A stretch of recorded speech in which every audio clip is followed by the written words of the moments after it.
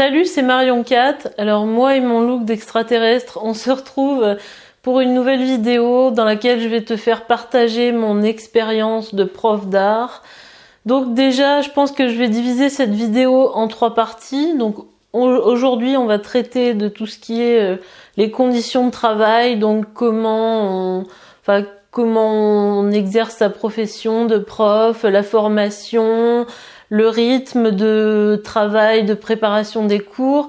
On va parler aussi des collègues, de tout ce qui est de l'ambiance et de tout ce qui est de l'emploi du temps. Et dans 2 prochaines vidéos, on parlera des conditions d'enseignement, donc on parlera du rapport avec les élèves. Et dans une 3e vidéo, on parlera des aspects un peu plus psychologiques, de comment il faut être pour être un bon prof, sans prétention aucune, de toute façon. Je tiens à préciser d'avance que je ne vais pas être objective, que ce que je vais dire va être totalement personnel. Si vous n'aimez pas les idées personnelles, si vous trouvez que on devrait faire un exposé objectif du métier de prof, voilà, ceci n'est pas une fiche de l'ONICEP. Et je tiens à préciser aussi que il est probable que tu entendes un chien aboyer, mais bon, ce n'est pas mon chien, je n'ai pas la possibilité de le faire taire, donc il faudra faire avec. Voilà. Donc sans plus de transition, on va y aller. Alors si tu me connais pas encore, je suis Marion Cat, j'ai fait 5 ans d'études en école d'art, je suis artiste. Sur cette chaîne, j'ai déjà fait des dizaines de vidéos sur lesquelles je te parle de mon expérience en école d'art, je te donne plein de trucs pour réussir. Tu trouveras une playlist qui est dans le i, mais je me limite pas à ça. Mon propos principal, c'est de t'aider à devenir un self-made artiste, c'est-à-dire un artiste qui se construit une pensée personnelle, qui réussit en dehors des réseaux, en dehors des codes. Et pour ça, je parle de développement personnel, d'entrepreneuriat, évidemment de culture artistique. Donc si tu es intéressé par tous ces sujets, je t'invite vivement à t'abonner à ma chaîne et à activer les notifications pour pas louper les prochaines vidéos. Alors c'est vrai que c'est une vidéo, il y a longtemps que j'avais envie de la faire, mais je savais pas comment l'aborder, il y avait énormément d'éléments que je voulais donner. Et j'ai regardé celle d'Antastasia qu'elle a fait récemment, donc je te mettrai le lien de sa chaîne en barre d'infos. C'est une youtubeuse qui parle de sociologie, de féminisme, de véganisme, etc. Elle a plus de 200 000 abonnés, j'imagine que tu la connais. Et donc, dans ses vidéos, elle racontait son expérience. Alors elle était prof de lettres, il me semble. Et je dois dire que je suis assez d'accord avec ce qu'elle raconte. Donc si tu veux un peu élargir mon propos, tu peux regarder ses vidéos. Je t'encourage vivement d'ailleurs. Alors pour te resituer un peu, moi j'ai fait 1 année d'enseignement en tant que prof d'art appliqué dans un CFA et 1 année où je faisais de l'éducation socio-culturelle. Donc c'est un enseignement qui est spécifique pour les lycées agricoles. Donc ça comprend art plastique, design, communication, publicité, architecture, philosophie, sociologie, cinéma, etc., théâtre aussi, etc., etc., loisirs créatifs. Et c'est une matière c'est une ouverture un peu culturelle qui est assez générale. Et j'étais aussi professeure de philosophie, mais pendant un temps assez limité tout au long de l'année, j'avais très peu d'heures. Alors j'ai enseigné, donc évidemment je te donnerai pas les noms des établissements dans lesquels j'ai enseigné, ça n'a aucun intérêt. Voilà, pour te dire, j'ai eu 2 ans d'expérience d'enseignement. C'est pas énorme, mais ça permet quand même de se faire une idée suffisamment juste de ce qu'est l'enseignement. Et donc tous les élèves que j'ai eus, ils étaient dans des filières professionnelles, donc tout ce qui est, j'ai eu 4e, 3e, seconde, première, terminale de bac pro. Et j'ai eu aussi des première, terminale de bac technologique. Alors évidemment, prof, il y a plein d'avantages, je crache pas du tout dans la soupe. Moi, je vais te dire sincèrement les raisons pour lesquelles j'ai voulu être prof. Alors déjà, évidemment, j'adore la pédagogie. Transmettre, c'est quelque chose qui m'intéresse énormément. Et j'aime aussi beaucoup, forcément, enseigner la matière que j'aime. Je me disais, ouais, c'est chouette, en plus, ça va me permettre de continuer à faire des recherches, continuer à être dans une démarche de toujours s'instruire, de toujours chercher dans les bouquins sur Internet, d'approfondir plein de sujets qui m'intéressent déjà de base pour les transmettre aux élèves. Alors ça, moi, c'est quelque chose que je trouvais vraiment formidable. Et puis aussi l'idée que je puisse étudier puisque c'était des formations professionnelles, donc étudier comment l'art peut se mettre au service de leur formation. Et au-delà d'une matière obligatoire pour l'examen, comment est-ce que ça peut être perçu, comment ça peut être utile aussi dans leur métier. Je pense aux métiers artisanaux, notamment la pâtisserie. J'ai eu des apprentis en CAP pâtisserie, donc l'art plastique et l'art appliqué, c'est tout un domaine qui s'applique concrètement dans leur métier. Donc c'était une idée qui m'intéressait beaucoup. Parce que moi, je suis pas trop dans l'idée, oui, on doit se cultiver absolument, même si ça sert à rien. C'est pas trop mon idée. Moi, ce qui m'intéressait le plus dans le métier de prof, et c'est quelque chose que j'ai retrouvé quand je suis redevenue prof, c'est que on a beaucoup de liberté dans la gestion de notre temps. C'est-à-dire que certes, on a énormément de travail, mais on est obligé d'être présent. Enfin, après, ça dépend des établissements. Moi, dans mon établissement, il n'y avait pas d'obligation d'être présent toute la journée. Enfin, moi, c'était un critère indispensable, hein, parce que je sais que dans d'autres établissements, on oblige les profs à rester toute la journée sur place. Et moi, clairement, ça m'aurait pas du tout intéressé. Donc, bref, on est là à certaines heures qui sont définies dans l'emploi du temps, on fait cours et le reste du temps, on peut rester dans la salle des profs pour préparer ses cours, pour faire des projets en commun avec d'autres collègues. Ou alors on peut rentrer chez soi, on peut corriger ses copies chez soi, préparer ses cours à l'heure qu'on veut. En gros, on est un peu comme un étudiant avec des contraintes, et puis au lieu d'écouter le cours, c'est toi qui le fais. Mais sinon, le rythme de vie, de travail, c'est assez proche de celui d'un étudiant. Et moi, j'aimais beaucoup mes études, j'aime toujours beaucoup le rythme, le fait de pas avoir vraiment de frontières entre la vie privée et la vie professionnelle. Moi, ça me dérangeait pas du tout. Donc voilà, on va dire que j'ai un petit peu changé d'avis sur ce point-là, on en parlera par la suite. Mais en gros, c'était ça les avantages. Et puis aussi l'idée que pédagogiquement, on fait pas ce qu'on veut en totalité, parce qu'on a soit des programmes, soit des référentiels à respecter. Mais en gros, on n'a pas de compte réellement à rendre, on n'a pas de chef. Même si on rend des comptes sur d'autres aspects, mais on va dire que on est assez libre de choisir les sujets qui nous intéressent et d'enseigner avec les exercices qui nous conviennent. Donc moi, j'aimais beaucoup cet aspect de liberté qui est important. Évidemment, il s'ajoute à ça les vacances, hein, on peut pas cracher dessus non plus, même si les vacances, il y a énormément de travail à faire pendant ce temps-là. Mais moi, c'était surtout l'aspect liberté, parce que moi, la liberté, comme tu le sais, c'est une valeur très chère pour moi. C'est quelque chose de super important. Donc, j'aimais bien le fait que je sois pas gênée. Par exemple, quand j'étais employée de bureau, j'étais super gênée de prendre une pause et de rien faire devant mes chefs pendant 15 minutes, 10 minutes. Enfin, ça me mettait très mal à l'aise. Et je me sentais toujours dans l'obligation de regarder mon ordi. J'osais pas trop sortir dehors, faire des trucs comme ça. Alors que quand on est prof, on a quand même la chance. Par exemple, moi, j'allais faire mes courses pendant les heures de travail, en gros. Enfin, pendant les heures où tout le monde travaille. Et j'étais pas... Surtout, gros avantage que j'ai oublié, c'est que on n'est pas vissé à un bureau. Et ça, c'est vachement important. Parce que moi, l'idée d'être assise toute la journée, l'idée de démarrer à 8h et de finir à midi et de reprendre à 13h30 et à 18h et de pas se lever de la journée ou si peu.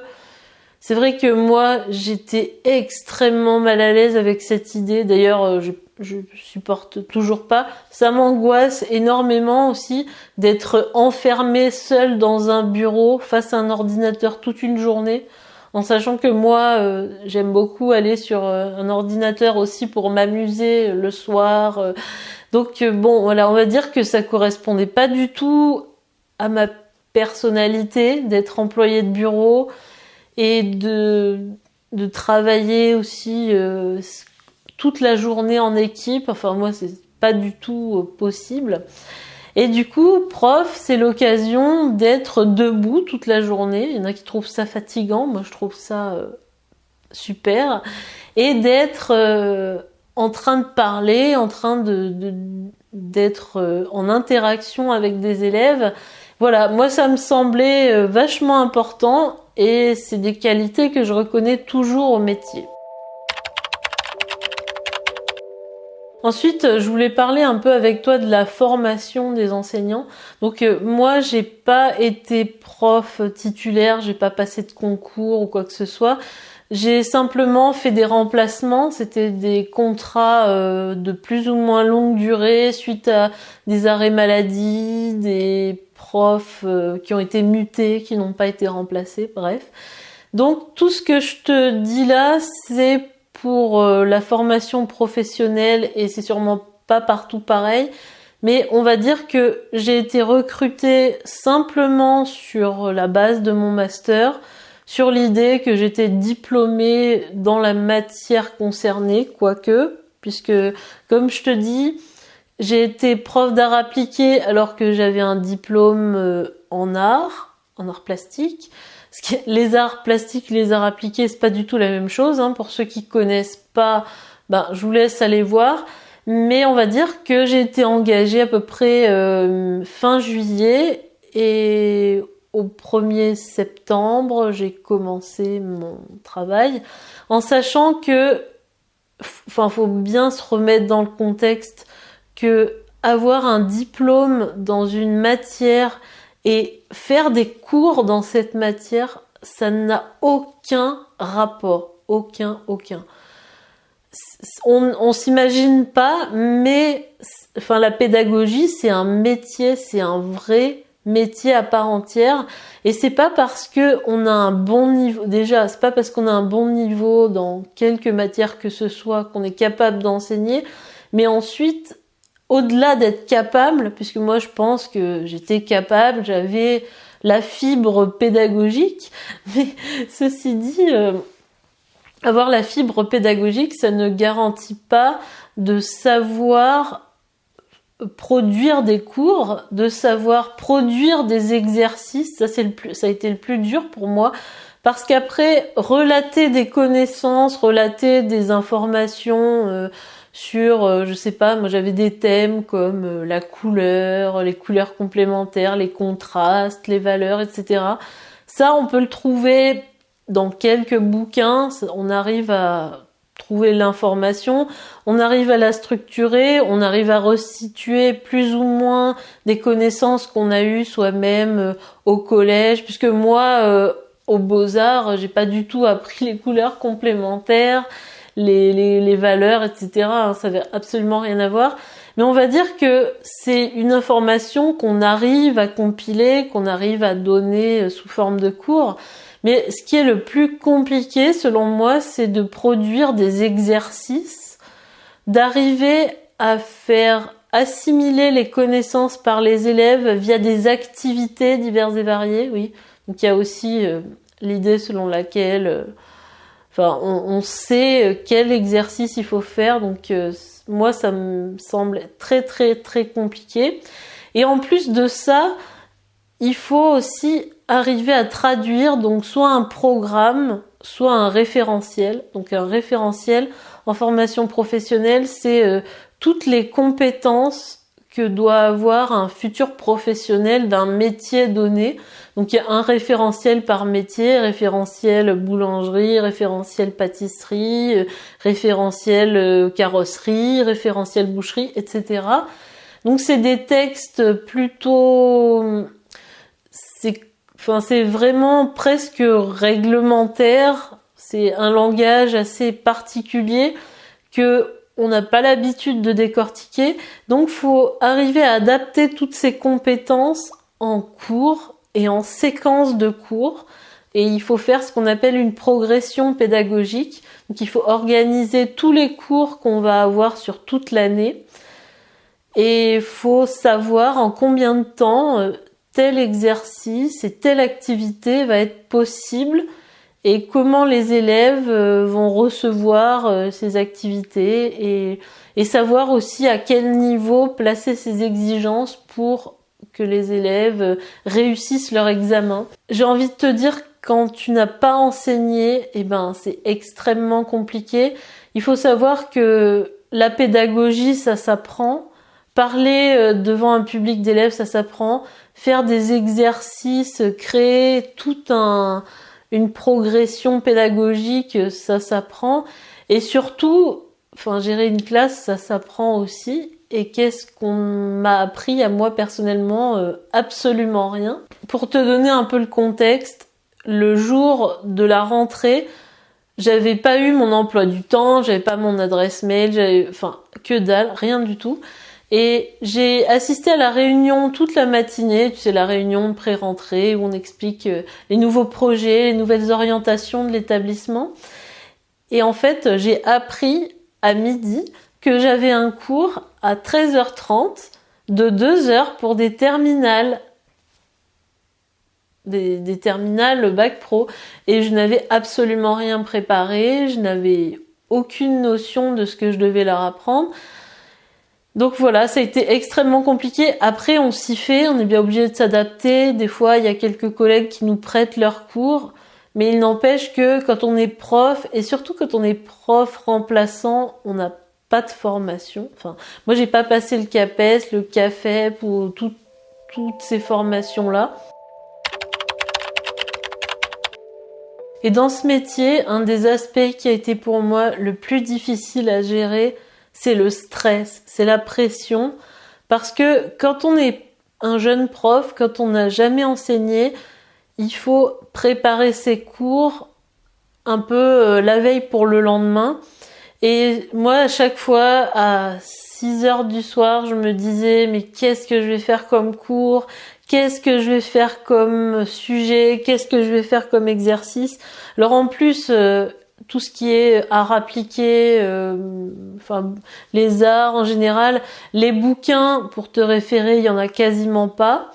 Ou alors il y en a, mais ils sont pas du tout au niveau des élèves. Moi, c'était le cas. Il y a des fois, je me suis viandée sur certains cours, je te raconte même pas. Donc il y a ce stress permanent quand on vient d'arriver, quand on n'a pas eu le temps de préparer ses cours, et je sais pour l'avoir vécu que on est quasiment tous dans ce cas-là, à être prévenus au dernier moment, même sans parler il y en a qui disent oui, j'ai eu toutes les vacances pour préparer, toutes les vacances d'été, mais moi je ne les ai pas eues pour la plupart des cours que j'ai faits. Et on se dit, je vais pas y arriver, ça va être compliqué. On a une date butoir et il faut absolument que le cours soit prêt, il faut absolument que les exercices soient pertinents. Il faut pas non plus que on prévoit des exercices et que les élèves les aient finis une demi-heure avant que ce qui était prévu. C'est énormément de pression. Quand on est face à une classe, toute la journée, il faut avoir un œil sur les élèves. Il faut absolument pas les quitter des yeux parce que il y a toujours du bruit, il y a toujours des interruptions, il y a des choses qui se font qui ne devraient pas se faire, des élèves qui balancent la trousse de l'autre, des problèmes divers et variés. Et il faut être en permanence concentré. Donc quand on fait 1 heure de cours, il n'y a pas d'équivalent en fait au niveau du stress, au niveau de l'attention. C'est pire que conduire, d'avoir une classe d'élèves et qui est 20 élèves, 30 ou 40. C'est tout le temps la même chose en fait. Il faut être hyper vigilant. Alors j'en reparlerai plus longuement dans les parties plus sur les élèves, sur la gestion de la discipline. Mais enfin moi j'ai eu des problèmes assez conséquents. J'ai pas eu d'élèves violents ni rien, mais on va dire que j'ai eu des gros problèmes à gérer face auxquels j'ai été extrêmement démunie.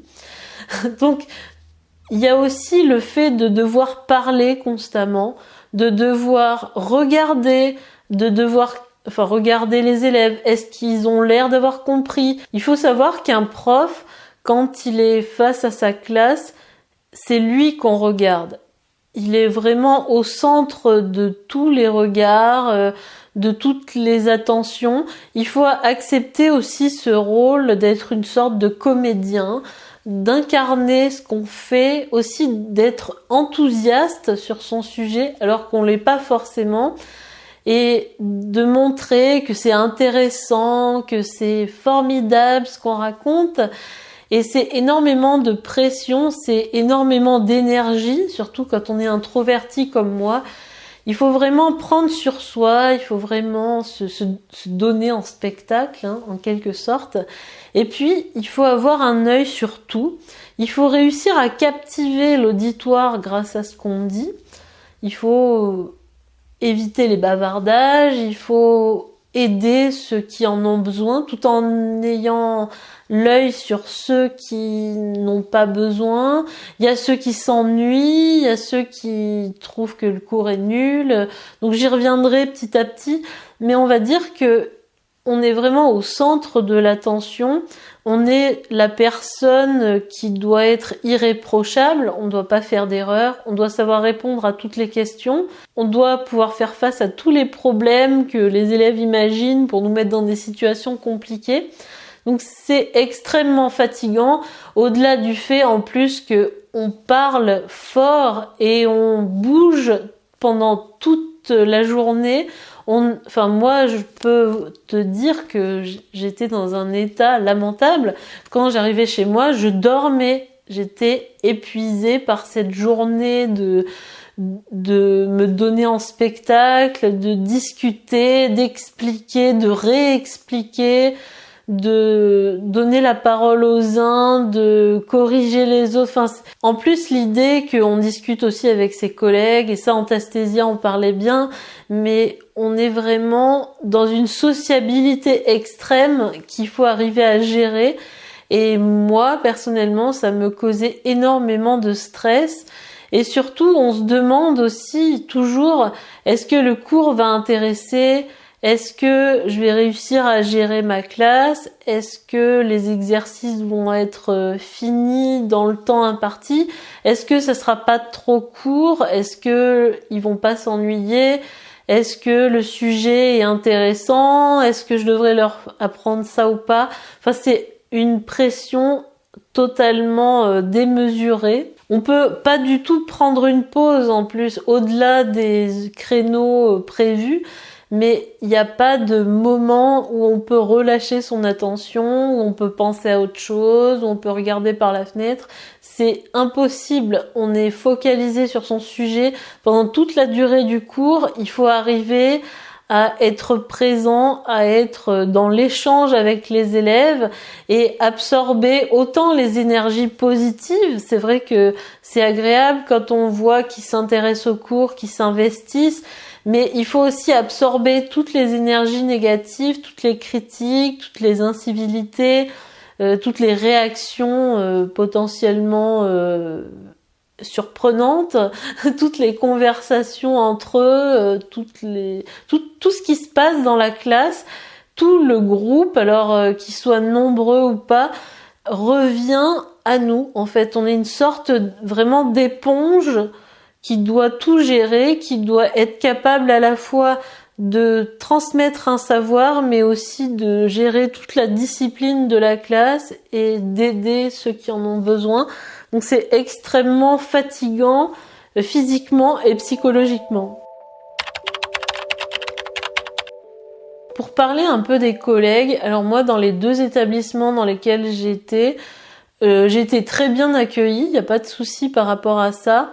Après, j'ai pas entretenu des relations hyper amicales avec mes collègues, heureusement ou malheureusement, parce que j'étais pas vraiment en phase avec eux de manière générale, parce que c'est des personnes souvent beaucoup plus âgées ou même jeunes, mais qui n'ont pas vraiment mes ambitions, qui sans prétention aucune, hein. Mais en vrai, on n'avait pas du tout les mêmes aspirations dans la vie. Donc il y a plutôt 2 écoles, j'ai trouvé. Il y a ceux qui ont un master en règle générale, qui sont profs, soit de matières techniques, mais à un niveau élevé, comme en agronomie, tout ce qui est les matières agricoles, mais plutôt scientifiques, tout ce qui était aussi matière générale. J'avais vraiment un bon feeling avec ces personnes-là. On avait beaucoup de sujets de discussion. On pouvait discuter de plein de choses. Enfin, je sais que moi, j'ai beaucoup demandé, j'ai posé beaucoup de questions sur la pédagogie, sur un peu des conseils pour gérer ma classe. J'ai toujours eu un super accueil. J'ai fait pas mal de projets avec ces personnes, avec ces profs. Et j'ai été ravie de discuter avec eux et elles. D'ailleurs, il y en a quelques-uns et quelques-unes que je garde, avec qui je garde des contacts. Mais en tant que fille, en tant que femme, en tant que prof d'art, il y a aussi quand même des collègues qui ne me prenaient pas du tout au sérieux et qui était assez dubitatif sur l'utilité de ma matière, sur ma légitimité à enseigner dans des formations professionnelles. Donc ça fait toujours plaisir, hein. J'en ai remis à leur place quelques-uns, mais on va dire que il y avait quand même aussi, je pense, une dimension machiste là-dedans.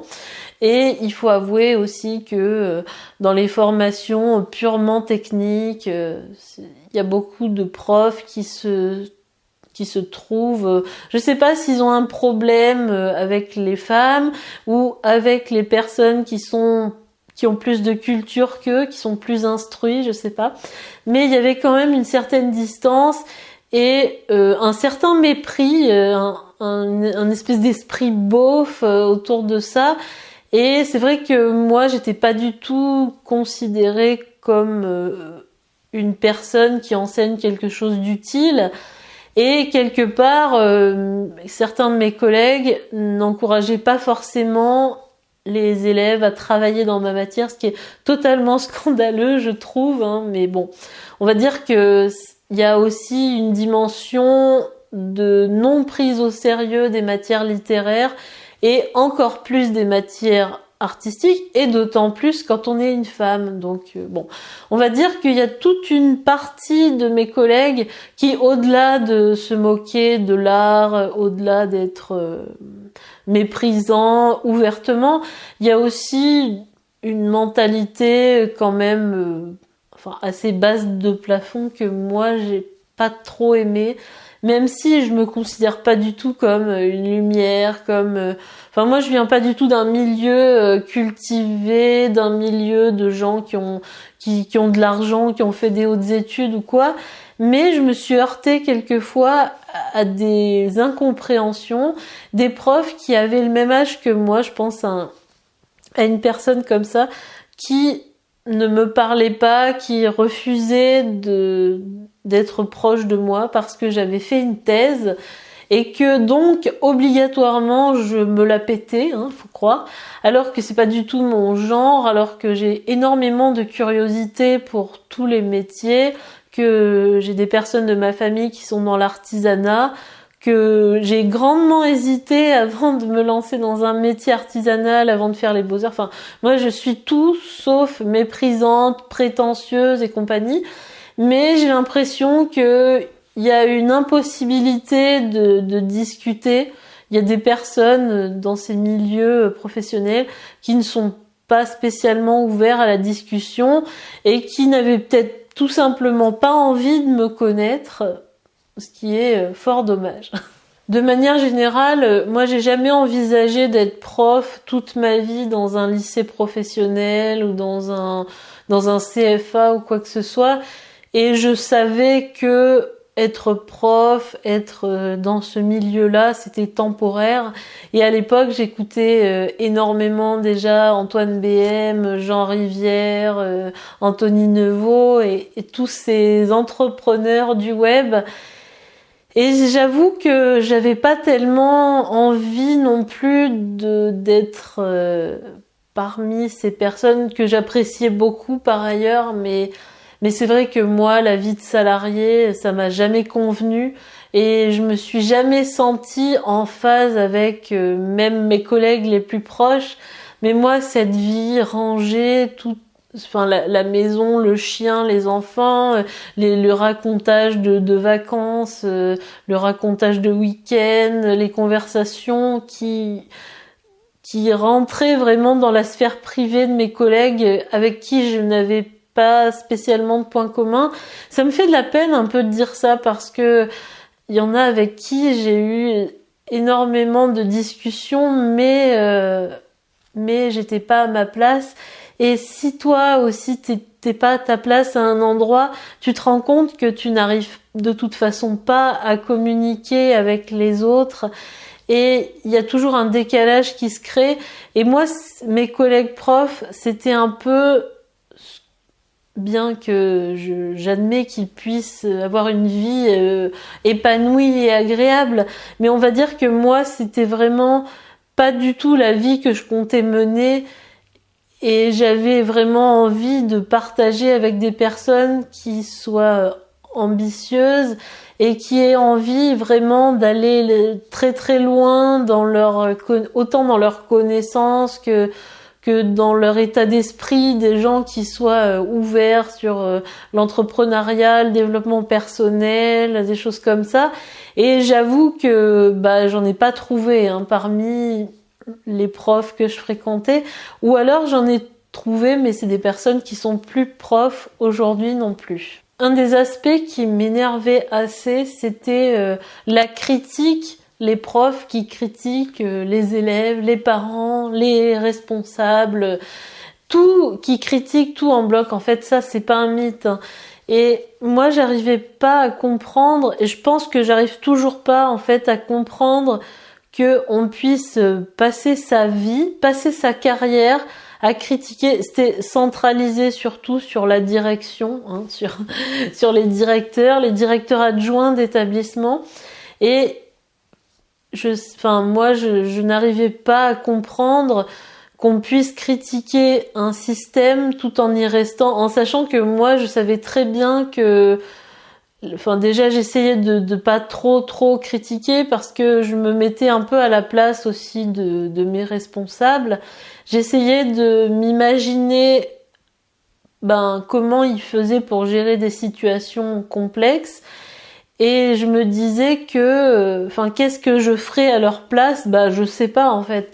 Et moi ça m'a beaucoup agacé cette mentalité de critiquer des directeurs tout en ne sortant pas du système, en étant là depuis 10, 20, 30 ou plus longtemps, et toujours apporter des ondes négatives, tout en ne proposant aucune solution, tout en mettant aucune bonne volonté pour résoudre les problèmes. Donc ça, c'est aussi un point assez énorme et qui m'a beaucoup affectée parce que moi j'absorbe aussi beaucoup l'énergie des autres et je me rendais compte que je devenais aussi petit à petit quelqu'un, pas forcément qui critiquait beaucoup, mais quelqu'un de pessimiste en règle générale. Je me suis sentie un peu empoisonnée par cet état d'esprit. Mais je pense que c'est un peu le cas aussi dans tous les bureaux, dans toutes les administrations, dans toutes les entreprises. Et moi, j'ai vraiment du mal avec les personnes qui critiquent un système tout en y restant toute leur vie.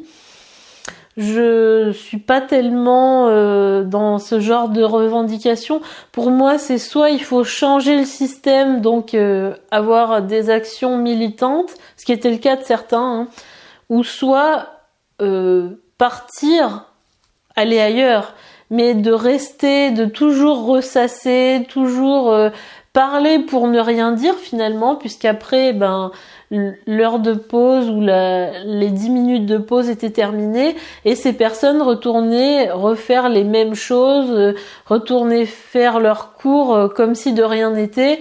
Et voilà, moi j'ai pas tellement aimé cet aspect-là. Pour ce qui est de l'emploi du temps, il y a 2 cas de figure. Il y a les établissements où on t'oblige à être sur place, à rester pendant 35 heures, donc sur tous les jours de la semaine, de 8 heures jusqu'à, 17 heures. Et tu as les établissements où tu es libre de t'organiser comme tu veux, où tu as juste à venir aux heures dites dans ton emploi du temps et le reste du temps, tu peux partir, tu peux vaquer à tes occupations. Alors en général, pendant les heures de trou, donc les heures pendant lesquelles tu n'as pas cours, donc il se peut par exemple dans une journée que tu aies cours de 8 heures à 9 heures et par exemple de 11 heures à midi ou de 8 heures à 9 heures cours et de 10 heures à 11 heures cours et pas cours le reste du temps. Il y a vraiment des trucs comme ça. Aussi par exemple, tu peux avoir le vendredi finir à 10 heures le vendredi et reprendre de 15 à 16, tu vois, pour faire la dernière heure du vendredi.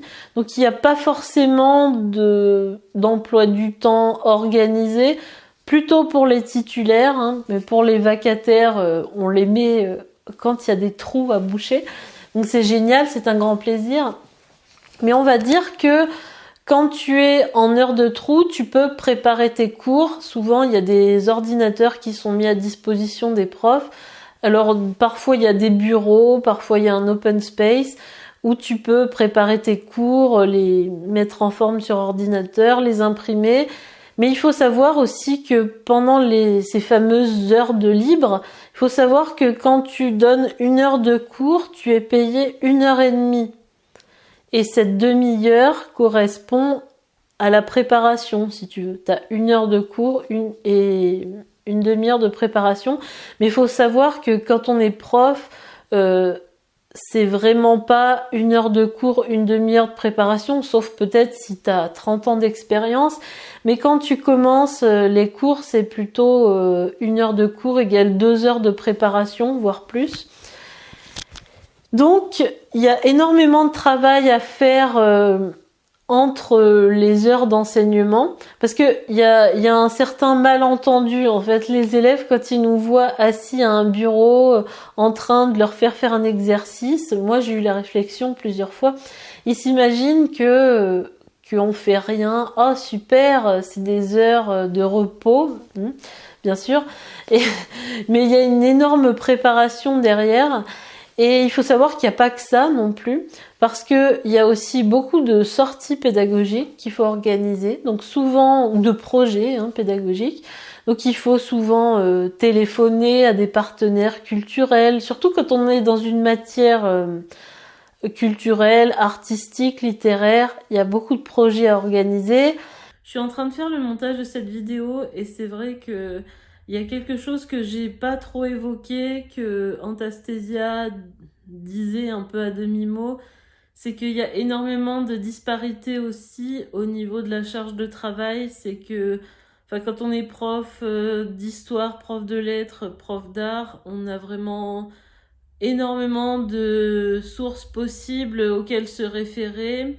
Et par exemple, moi j'étais en éducation socioculturelle, les ressources pédagogiques, il n'y en a quasiment pas. Par rapport à certains collègues en maths notamment, je pensais qu'ils ont juste à corriger, à mettre si la réponse est juste ou faux.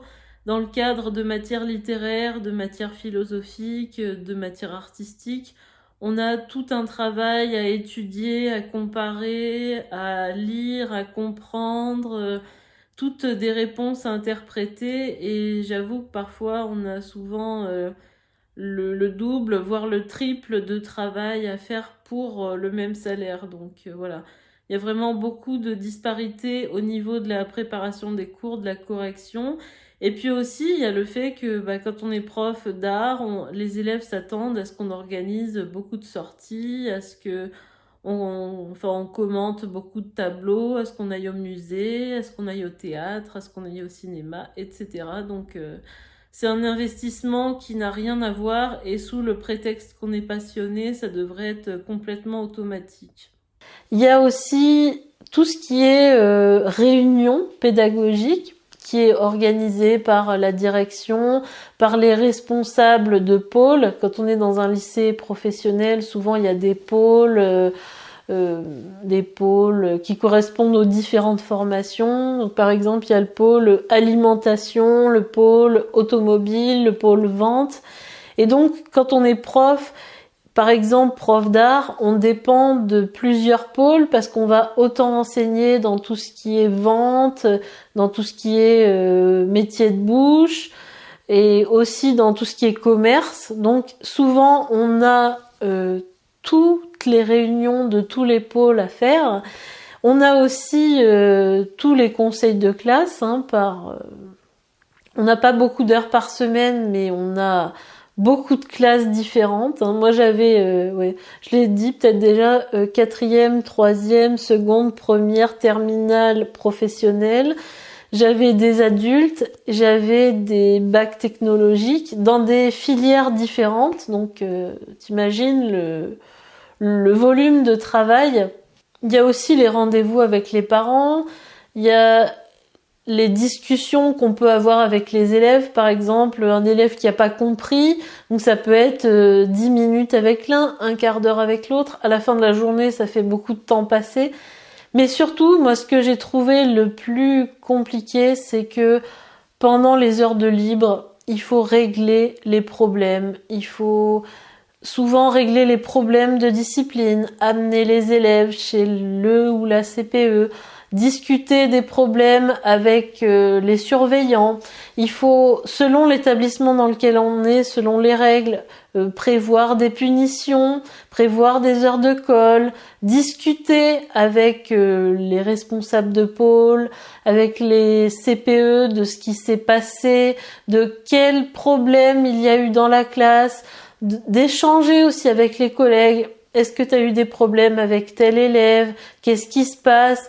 Enfin, il y a vraiment beaucoup de choses qui n'ont pas attrait au cours directement et qu'on est obligé de régler pendant notre temps disponible. En plus, avec le souci, le tracas de tout ce que ça peut générer, de toute la rancœur des élèves, du fait que on n'est pas forcément soutenu par la direction. Alors ça, c'est un grand truc sur lequel on reviendra, mais c'est énormément de soucis de manière générale parce que on n'est pas du tout dans sa matière à enseigner, on est énormément dans la discipline. Ça aussi, j'y reviendrai abondamment. On va dire que la journée d'un prof, elle est pas seulement faite d'heures d'enseignement, elle est faite de problèmes à gérer, de papiers administratifs à faire, de sorties pédagogiques à organiser, de réunions à organiser, de réunions auxquelles il faut assister. Enfin, il y a énormément de choses qui entrent en compte, énormément de les bulletins à remplir, les compétences. On nous demande de répondre à plein de mails aussi. On a une boîte mail qui est assez remplie. Il y a plein de choses qui entrent en compte dans la journée du prof. En plus de la fatigue d'avoir fait cours pendant des heures, parfois jusque 6 heures dans la journée. Et en plus, quand on est un jeune prof et qu'on n'a pas ses cours de près, il faut préparer les cours. Et avec toutes les incertitudes qui sont attachées à cela, est-ce que le cours va être intéressant? Est-ce qu'on aura le temps de terminer? Est-ce que ça sera pas trop court? Est-ce que le niveau est bon? Est-ce que ce que je dis est compréhensible? Est-ce que les textes sont bien choisis? Est-ce que les thèmes sont pertinents par rapport au programme, par rapport au référentiel? Enfin, on est dans une réflexion intense. Moi, ça m'arrivait de commencer à 19h de travailler et je produisais mon cours. J'avais pas d'idée. Je savais pas quoi faire. Je paniquais de plus en plus. Je finissais mon cours à 2h du matin parce que je suis perfectionniste, mais ça aussi on y reviendra. Et le matin, j'arrivais à 7h30. Donc voilà, vous imaginez l'état dans lequel j'étais en plus, parce que j'étais hyper stressée. Il fallait, pareil, que j'imprime le cours avant, que je produise tous les documents, que je photocopie. Enfin bon, un stress absolument colossal. Et parfois, ça se passait très mal en plus parce que le cours ne correspondait manifestement pas aux élèves et j'avais parfois du mal aussi à l'exprimer, donc c'était extrêmement difficile, extrêmement compliqué à gérer en termes de travail et en termes de stress. Donc tous ceux qui me disent et qui disent aux profs de manière générale qu'ils ont un métier pépère et qu'ils ont les vacances et que c'est pas fatigant, que c'est passionnant, que c'est divertissant, passez un mois avec une classe et on en reparlera. Voilà. Dans la vidéo suivante, on va parler de la discipline, du rapport aux élèves, aussi de comment est considérée la matière artistique par rapport aux élèves et de manière générale. Donc je t'invite fortement à regarder la prochaine vidéo, je te la mettrai dans la barre d'infos. Je te dis à la semaine prochaine, salut!